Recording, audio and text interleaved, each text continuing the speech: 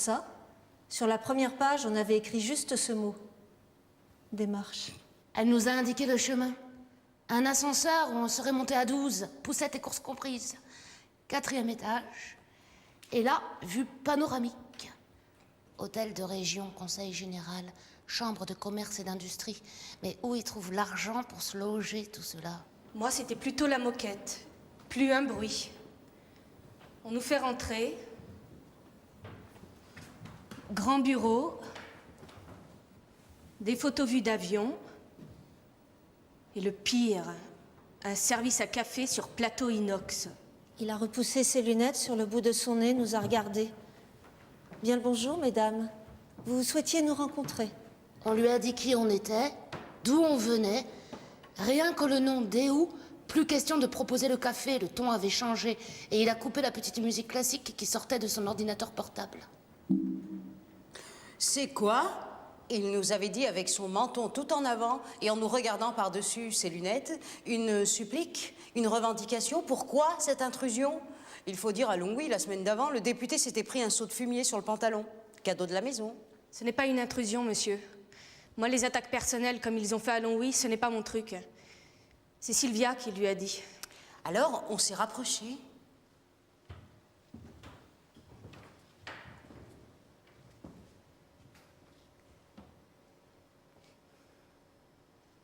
Et silence. On le regardait, et pas une de nous 5 pour parler. Pas un mot, rien, toute une minute.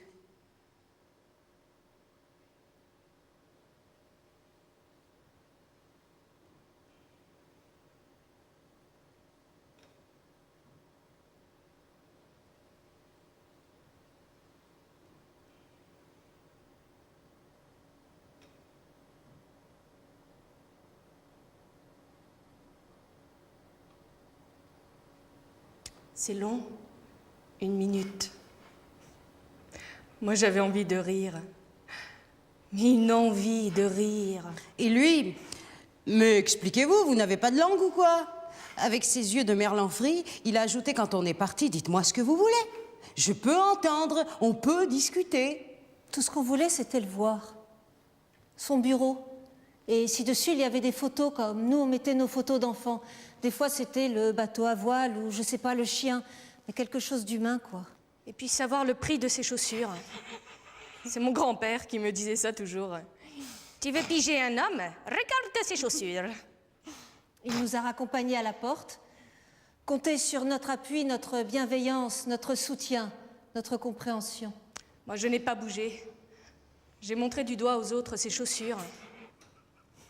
Alors, lui qui s'arrête là, en plein milieu, lui aussi qui regarde ses chaussures, et c'est lui maintenant qui demandait « Mais m'expliquerez-vous, bon sang ?»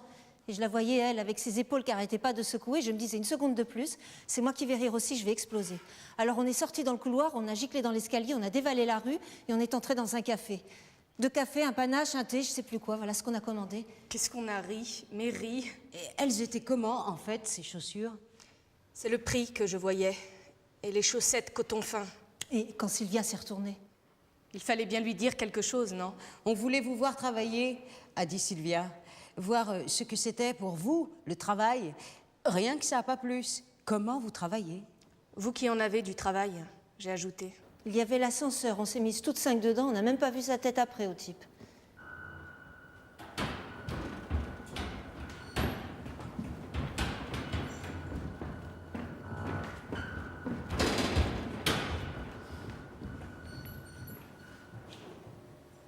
On est dans une ville trop petite où on n'a plus rien à faire.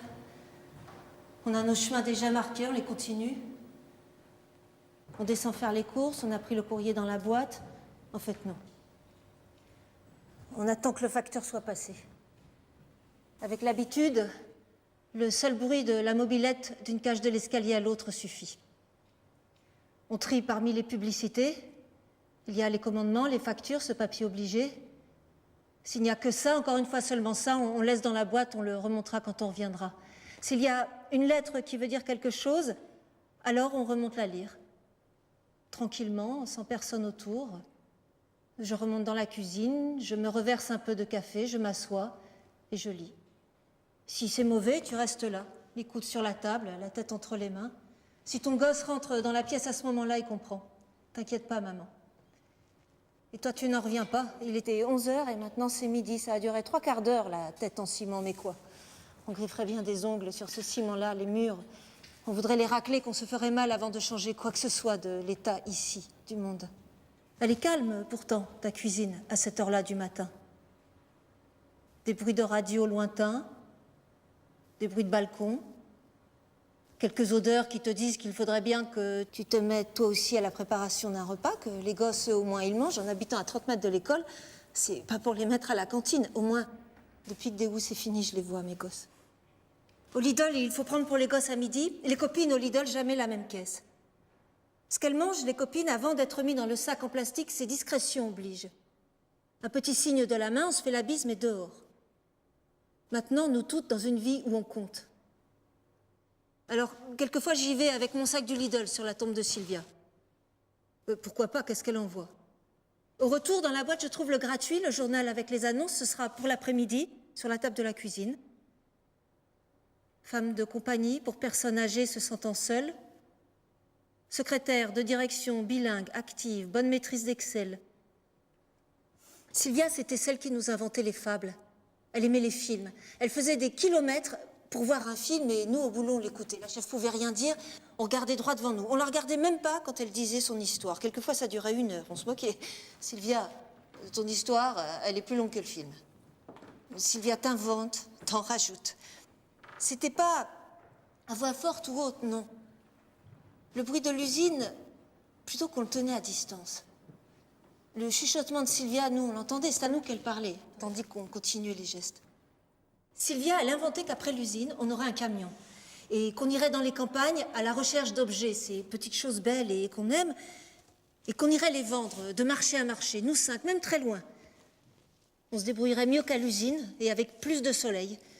Je vais passer mon permis camion, disait Sylvia, convoi du pays. Ou bien, une autre fois, qu'on prendra un local et qu'on montrait une association.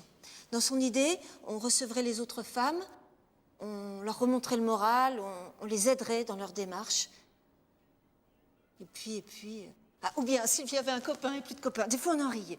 Le copain avait toutes les qualités quand il arrivait, et puis, sacrément rasé, sa vie de famille, quand elle le larguait, nous, on savait tout. Après le plan social, ça s'appelle comme ça, premier plan social limité, nouveau plan social, Sylvia et moi, on était du 3e. Elle est restée plus longtemps qu'avant, sans copain. C'est que je sors pas, disait Sylvia. Tu parles. Pour son suicide, on était toutes à l'accompagner. La levée du corps à l'hôpital et nos voitures là-haut pour la tombe, cimetière nouveau. Je vais pas au cinéma. Quand je pense à un film, je l'entends, elle qui me le raconte. Maintenant, à ma table de cuisine, se dire, et si tout ce qui nous arrive était un mauvais film qu'on pourrait rembobiner? Et voilà, la voix de Sylvia me l'invente, en bien mieux. Le matin, quand je vais sur sa tombe, au début, je lui parlais, maintenant non. Silence. Et l'entendre dans sa tête, ce silence. Il n'y a plus d'histoire, Sylvia. Je me souviens le premier jour, quand on était à la porte de l'usine. Portail blanc fermé, interdiction d'entrée, et que les vigiles nous ont repoussés.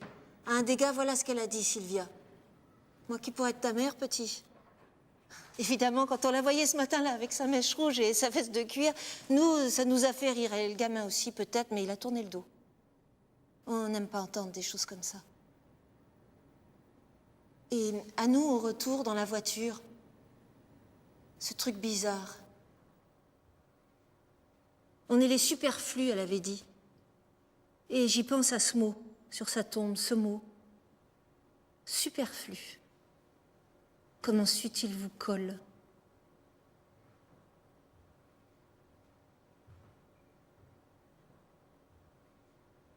Quand on nous a invités à La vie commençait.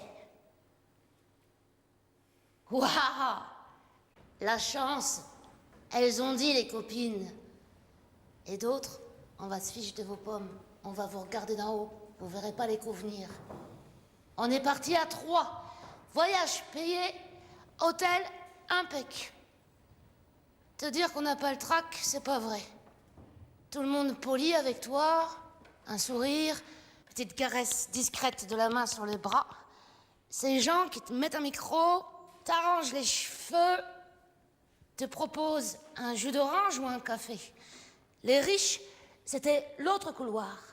Leur maquillage, leur jus d'orange. C'était le principe de l'émission. Ne pas se rencontrer avant. 3 contre 3 et l'animatrice au milieu.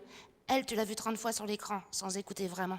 Maintenant, c'est la personne qui est devant toi, plutôt moins grande qu'on aurait cru, et qui te dit 3 phrases que tu imagines pour toi seul. Le temps que tu te prépares à répondre, elle est déjà à dire la même chose à quelqu'un d'autre. C'était ça le thème, les riches et les pauvres. Et devinez, nous, on était les pauvres. Ça venait juste de se savoir la fin de Déou. Premier plan social et notre première occupation quand on avait séquestré le type. Alors ils ont téléphoné au syndicat tout en disant qu'ils voulaient plutôt des filles qui n'en seraient pas. Des ordinaires, quoi. Moi, je suis syndicat. Et on leur a dit le contraire.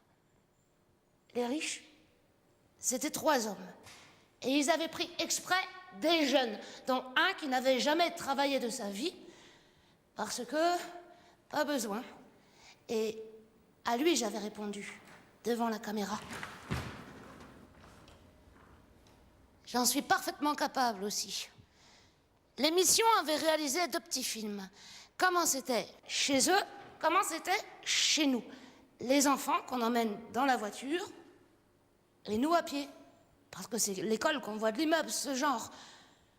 Quand on vous filme, emmenant vos enfants à l'école, peignés et bien habillés, de quoi on serait pas fiers? Qu'il y ait 3 millions de personnes à regarder ou une seule, on s'en moque. C'est vous, emmenant vos enfants à l'école. Et ils n'allaient pas vous balancer des riches pour les journaux. Non, fallait que ça reste des riches comme vous et moi. Qu'on voit le type rentrer le soir après son sport et qui se verse un apéritif dans son salon avec une télé grosse, comme un cinéma. Dans le film suivant, c'était le mari d'Evelyne à qui ils avaient suggéré de s'en servir un apéro, son Ricard, et 3 bouteilles dans le bar qu'il a monté lui-même. Et encore, il a été gentil. Il en a offert au gars du film. Et tout le reste, vois-tu, pareil. Faire à Auchan le plein d'essence de ta vieille Renault, d'un côté, mettre la radio du bout du doigt dans une allemande de l'autre. C'était le hors-d'œuvre. Terrasse chez l'un. Et nous, la cour de l'usine le matin, quand tu prends le boulot. Puisque si dans l'usine on ne faisait plus rien, faute de stock, prétendait-il, on y venait juste pour les obliger à nous payer jusqu'au bout. Après, je sais plus. C'est un monde où tout brille, les lumières sont très fortes et jamais possible de revenir en arrière. On s'attendait à des questions. D'un côté, les joues proprement rasées, nées dans l'argent et bien décidées à y rester.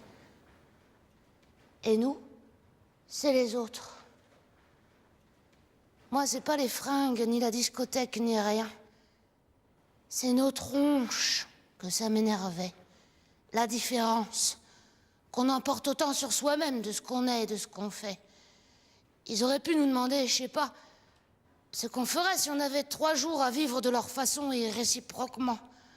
Non, on nous faisait parler de cuisine. Et elle voulait qu'on lui raconte nos amours, nos habitudes, et pourquoi pas au lit. Celui à la BMW, il était contre le mariage, voilà. C'était ça leur philosophie. Nous, on rêvait de voyage, et eux, les types en face, ils les avaient déjà fait, les voyages. Ils s'étaient ennuyés. Ils étaient sympas. Pourquoi pas, ces types?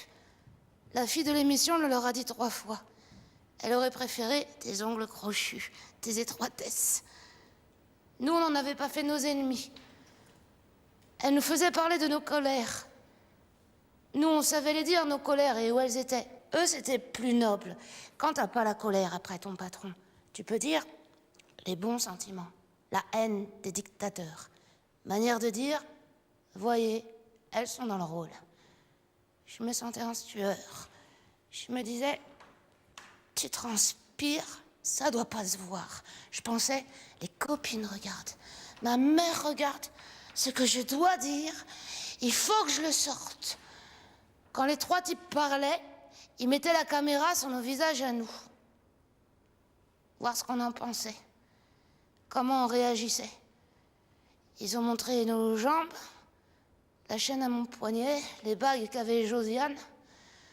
Eux, les types en face, on leur a pas vu les mollets, ni s'ils écoutaient quand on parlait. Qu'est-ce qu'elle voulait, la fille? Qu'on se lève tout d'un coup, les 3 mecs et les 3 filles, et qu'on s'embrasse devant tout le monde en disant « On regrette, on a mal pensé de vous, le monde ne devrait pas être comme ça. » Un des types nous expliquait que c'était de notre faute, en gros. Qu'il fallait être mobile, partir s'installer à Nice ou en Allemagne. Moi, dans ma tête, je souriais. Josiane disait que finalement, nous, l'argent, on s'en fichait. Que manger du pain et payer peu de loyer, on s'en moquerait encore. Que c'était plus grave, que c'était d'être libre et la fierté de soi-même. La fille de l'émission ne lui a pas laissé finir sa phrase. Elle annonçait ce qu'il y aurait la semaine suivante. Des trucs de sexualité. Les 3 types, on a compris qu'ils partaient au restaurant avec la fille de la télé. Mais on n'était pas invités. Nous, avant de rentrer à l'hôtel, on est allés boire. Les 3 femmes, comme des grandes, dans Paris. Et alors, le lendemain dans le train, on n'a pas beaucoup parlé. On sent les choses avec ce qu'on est. On gamberge.